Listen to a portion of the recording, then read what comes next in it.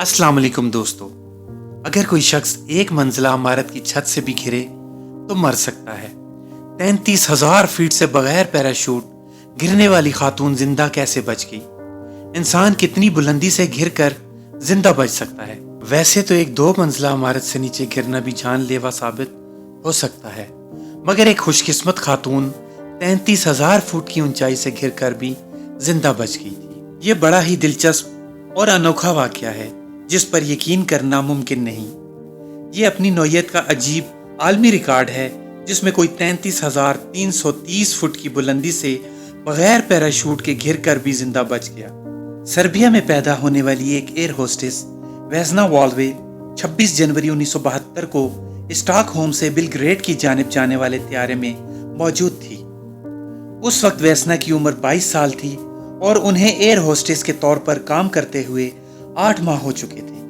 London में सफर के दौरान अंग्रेजी सीखने के बाद उन्हें हवाबाजी से बहुत मोहब्बत हुई थी और उन्होंने अपनी एक दोस्त को एयर होस्टेस की शक्ल में दुनिया का सफर करते देखा तो खुद भी ये काम करने लगी।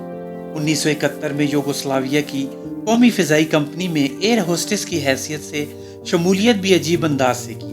क्योंकि वो लो ब्लड प्रेशर का शिकार थी तो तबी मुआयने से कबल उन्होंने काफ़ी के बहुत से कप नोश किए ताकि ब्लड प्रेशर मुस्तहकम रह सके।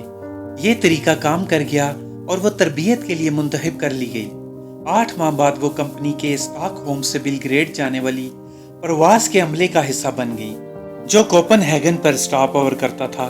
26 जनवरी को यह प्रवास कोपनहेगन एयरपोर्ट पर उतरा और दोपहर को 3:15 बजे दोबारा प्रवास कर गया और 45 मिनट के बाद ये वाकया पेश आया कि 4 बजे के बाद सामान वाले हिस्से में एक बम धमाका हुआ जिसके नतीजे में तैयारे के टुकड़े टुकड़े हो गए और वो 33,330 फुट से नीचे जमीन पर जा गिरा जिसमें सवार 28 मुसाफिर और अमले के अफराद हलाक हो गए और सिर्फ वेस्ना ही जिंदा बच सकी थी।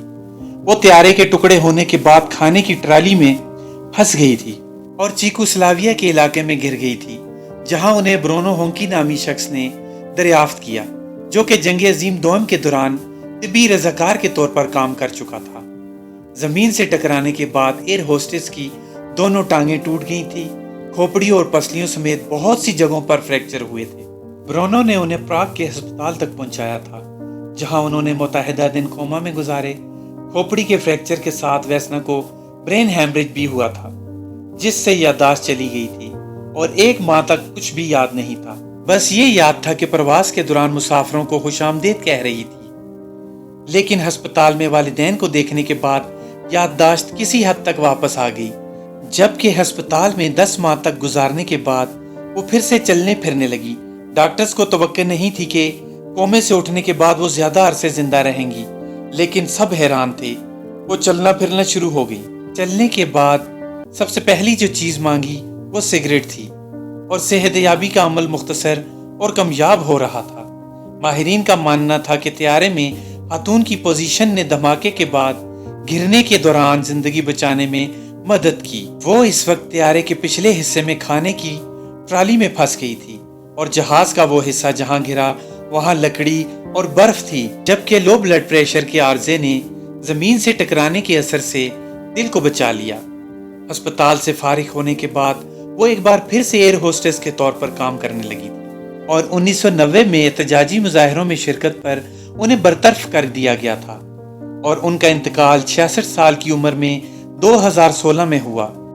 उम्मीद है इस वाक़े ने आपके दिल को गरमा दिया होगा और ये खूबसूरत वाक़या आपको बहुत ज़्यादा पसंद आया होगा। इस वाक़े को अपने दोस्तों के साथ ज़्यादा से ज़्यादा शेयर करें और चैनल को सब्सक्राइब करना मत भूलें ताकि मेरी हौसला अफजाई होती रहे। मिलते हैं अगली शानदार वीडियो में।